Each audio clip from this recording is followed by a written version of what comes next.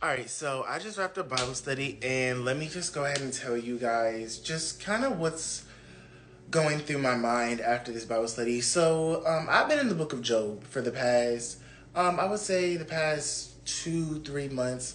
Started off in Genesis. I do a Bible recap. So, what I do is after I'm done reading the original, I follow this Bible recap, which is a 1 year guide. The Bible recap. This is it if anybody wants to get it. This is not promo, just wanted to help somebody. So after I'm done, I basically have been following that guide. Started off in Genesis and then it led us to the book of Job. Never read the book of Job before, and I'm actually am almost done with the book of Job. That'll be my first book in the Bible that I would have fully completed. So I'm really, really, really excited to reach that Bible study goal. But one thing that stuck out to me was Job 30. The chapter 30 in the book of Job. And basically what stood out to me is how emotional and vulnerable Job is in that verse. I use the Haven app as a Bible tool just to kind of get a better understanding of the Bible as well as just praying over what I'm reading.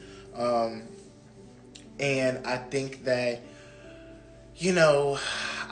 I see myself in the book of Job a lot, just with his pain and his suffering that he was going through, and just with him not understanding why he's going through what he's going through in his life, and him kind of not necessarily giving up on God, but bringing that to God's feet, bringing that to God's attention, that he's hurting and that he's in pain and that he's in suffering. But then he has his friends who are on the side trying to tell him that, like, this is the reason why you're suffering, because you sinned, when what God is telling him is the complete opposite of that. And it's like, guys, I've been in a season, difficult season myself, to where, like, I see a lot of what I'm going through similar to what Job was going through and throughout his book and throughout his chapter and throughout that particular season of his life. I'm seeing a lot of what Job was going through is a lot of what I was going through.